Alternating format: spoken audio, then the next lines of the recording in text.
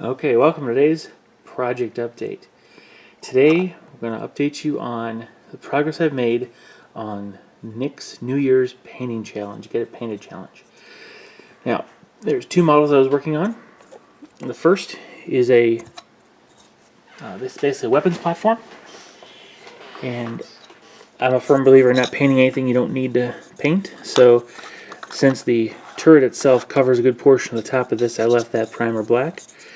But after some debate about what color to actually make the structure itself, I took a page out of the tile fluff, and where a lot of their fortifications are almost drop fortifications. They're prefabbed and they drop in place, so they're usually white. I figured, well, this can be installed the same way, and so instead of being gray like a lot of emplacements you might find elsewhere, this would be more of a camouflage because it could be dropped anywhere. So I've used the regular English U color that I use for my Imperial Guard ordnance and weapon systems. One thing I did is I popped the gun out to make painting a lot easier. This is a simple paint here, and what I did here, I deliberately painted this one. I'll use the word sloppy, but sloppy with a purpose. In this case, let's see if I can show that. I painted the green on in at least two coats, but I made sure I applied it with brush strokes sort of visible. That way you can, they're vertically done. That way it looks like there's some dirt getting kind of washed down, a little bit of a weathering effect, a subtle weathering effect to start the model with. And then went ahead and, after doing that, went ahead and painted the actual springs and the aperture for the aiming piece. Haven't done the optics front side yet. Now the gun itself, again from dust, is again the same English U with a special mix I use of 3 parts silver, 1 part black. It's kind of a lighter lead belcher color with there's a copper, hash put copper, I think it's how you pronounce it. It's a layer paint that I used on the front and these coils back here. Okay. And then used a dark charcoal on those conduits, figuring they were more black insulated, almost not sort of flexible wire harnesses. Here, it's going to be partially visible when it's actually mounted to the gun. So I did use some of the same silver, the dark silver. It's actually it's what I almost call it gunmetal. It's 1 part black, 1 part silver. So a little bit darker, a little bit oilier look. And then here on these dials, these are going to be actual dials. So the back of each face is painted with a Uthlin gray or something like it. It's a really, really light gray. It's not an HW, it's not a GW paint. It's one actually I've mixed up. And that color then will serve as the background for the gauges that I'll put there. So it'll be a regular needle type gauge. I'll try to get a green, yellow, and red on there, and then a white or a black line needle showing somewhere.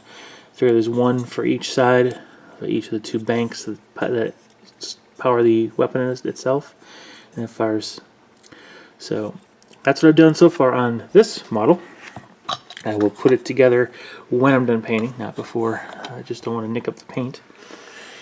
And then finally, the Green Dragon hatchling. I'm trying something different on this. That's one of the advantages of doing some odd project like this, is you get to practice something new. Now, it's not a pretty one yet. It's nowhere near done.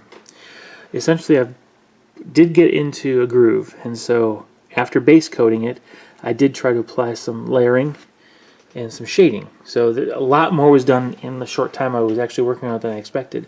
So let me just kind of take a look here. I'll use this to kind of set it up. So here he is. So His overall base color is a dark green, forest green, and then I used Army Painter's green shader to kind of highlight and pick out the details of the scales. Try again. Oops, losing focus.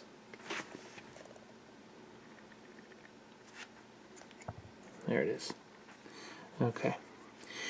And what I did then, see, now this is a Bones miniature, so it's a white plastic. You don't need to prime it. And because it was going to be relatively dark colors, I decided to not prime it with anything more than GW's Ulthuan Gray. I really wanted a light color because I wanted the gradation to really show through. In fact, you can see some of that in the wings themselves.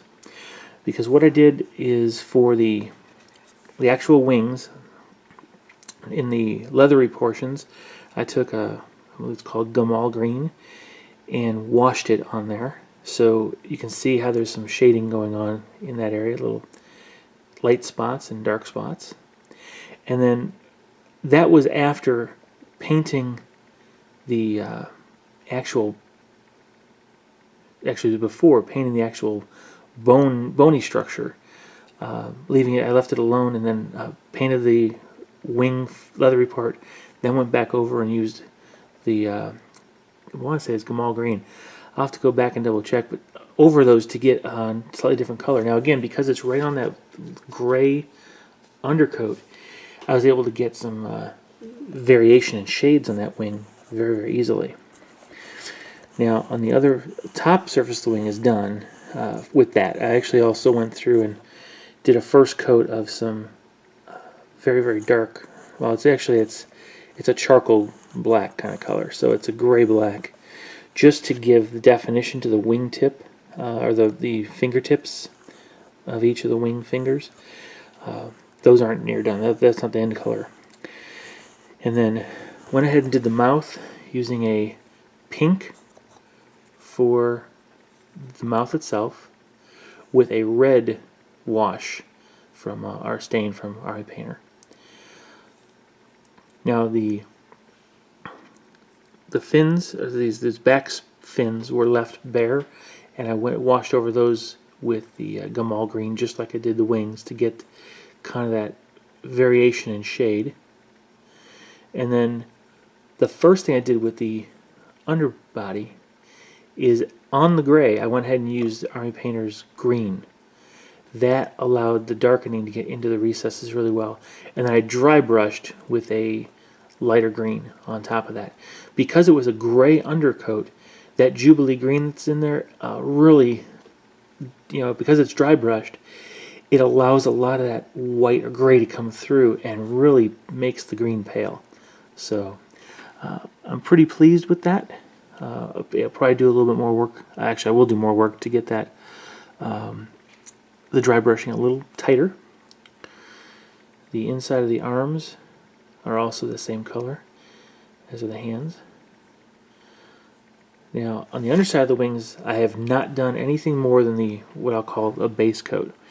The light green, let's see, oh, actually that's Irish moss is the color of the underbody, but this is a Jubilee green base coat over each of these arms. This bony sections had a Gamal green color on it, so that allowed me to get the shading differences between the leathery wing and the bony structure.